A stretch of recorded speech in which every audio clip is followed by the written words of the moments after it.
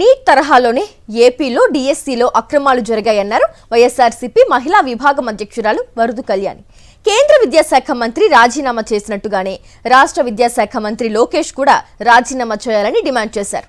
DSC అక్రమాలపై రానున్న రోజుల్లో వైఎస్ఆర్సీపీ మరింత పోరాటం చేస్తుందంటున్న వరదు కళ్యాణితో మా ప్రతినిధి నాయుడు ఫేస్ టు ఫేస్. డిఎస్సిలో జరిగిన అవకతవకలు అక్రమాలపై మంత్రి నారా లోకేష్ రాజీనామా చేయాలని చెప్పి వైఎస్ఆర్ కాంగ్రెస్ పార్టీ డిమాండ్ చేస్తుంది. ఇదే అంశం మీద మనతో మాట్లాడడానికి వైఎస్ఆర్సీపీ మహిళా విభాగం అధ్యక్షురాలు వరది కళ్యాణ్ ఉన్నారు. మంత్రి నారా లోకేష్ డిఎస్సిలో జరిగిన అవకతవకలపై ఎందుకు రాజీనామా చేయలేదంటున్నారు. అసలు మనం ఈ రాష్ట్ర చరిత్రలో ఎప్పుడైనా చూసామా?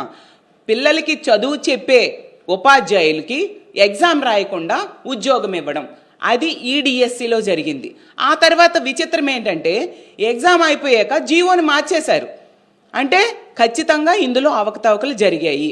అంతేకాకుండా బేరసారాలు జరిగాయని ఒక ఆడియో కూడా బయటకు వచ్చింది. కానీ ప్రభుత్వం ఎటువంటి చర్యలు తీసుకొని పరిస్థితి మనం చూస్తూ ఉన్నాం.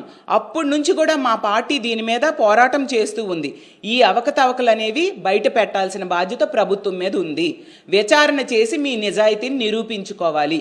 ఈ ఉద్యోగం కోసం, టీచర్ ఉద్యోగం కోసం ఎన్నో ఏళ్ల తరబడి లక్షలాది మంది విద్యార్థులు ప్రిపేర్ అవుతారు.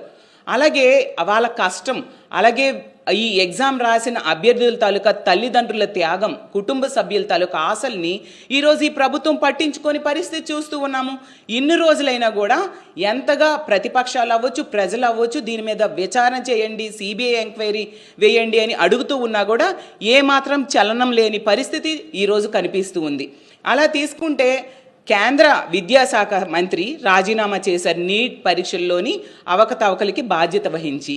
మరి అదే కూటమిలో ఈరోజు చంద్రబాబు నాయుడు గారు, లోకేష్ గారు వీళ్ళందరూ కూడా ఈ రాష్ట్రంలో ఉన్నారు. ఈ డిఎస్సిలో అవకతవకలకి నైతిక బాధ్యత వహించి లోకేష్ గారు రాజీనామా చేయాల్సిన బాధ్యత అతని మీద ఉంది కదా. దీని మీద మేము తీవ్రమైన పోరాటం చేస్తాం రానున్న రోజుల్లో. అలాగే దీన్ని కేంద్ర ప్రభుత్వం దృష్టిలో కూడా పెట్టబోతూ ఉన్నాము. అలాగే మా ఎంపీలు పార్లమెంట్లో వాయిదా తీర్మానం కూడా ఇవ్వడం జరిగింది. ఎప్పటికైనా నైతిక బాధ్యత వహించి లోకేష్ గారు రాజీనామా చేయాలి. అలాగే డిఎస్సిలో జరిగిన అక్రమాల మీద మీరు విచారణ జరిపించాలి, సిబిఐ ఎంక్వైరీ వేయాలి. మీరు కేంద్రంలో కూటమిలోనే ఉన్నారు కాబట్టి మీరు కేంద్ర ప్రభుత్వాన్ని కోరితే ఖచ్చితంగా సిబిఐ ఎంక్వైరీ వాళ్ళు వేస్తారు. కాబట్టి ఈ విషయంలో మీరు సిబిఐ ఎంక్వైరీ వేయాలి. నీట్ పరీక్షల వ్యవహారంలో సిబిఐ ఎంక్వైరీ వేశారు, మళ్ళీ పరీక్ష నిర్వహించారు. దానికి సంబంధించిన కేంద్ర మంత్రి రాజీనామా చేశారు.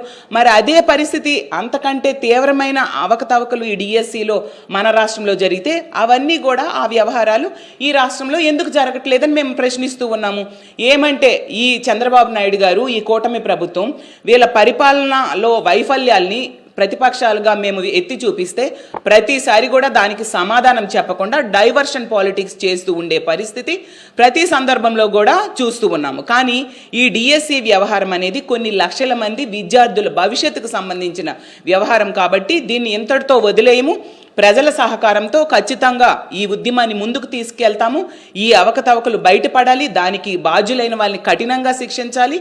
మరీ ముఖ్యంగా నైతిక బాధ్యత వహించి ఈ రాష్ట్ర విద్యాశాఖ మంత్రి అని లోకేష్ గారు వెంటనే రాజీనామా చేయాలని మేము డిమాండ్ చేస్తూ ఉన్నాము. మంత్రి నారా లోకేష్ వెంటనే రాజీనామా చేయాలని చెప్పి వైఎస్ఆర్సీపీ డిమాండ్ చేస్తుంది. లేదంటే పెద్ద ఎత్తున పార్లమెంటు వేదికగా పోరాటం చేస్తామని చెప్తున్నారు. జరిగిన అవకతవకల మీద సిబిఐ విచారణ కూడా జరిపించాలని చెప్పి వైఎస్ఆర్సీపీ నేతలు డిమాండ్ చేస్తున్నారు. కెమెరామెన్ అప్పలరాజుతో నాయుడు, విశాఖపట్నం నుంచి. మరిన్ని అప్డేట్స్ కోసం ఛానల్ ను సబ్స్క్రైబ్ చేయండి. నోటిఫికేషన్స్ కోసం బెల్ ఐకాన్ పై క్లిక్ చేయండి.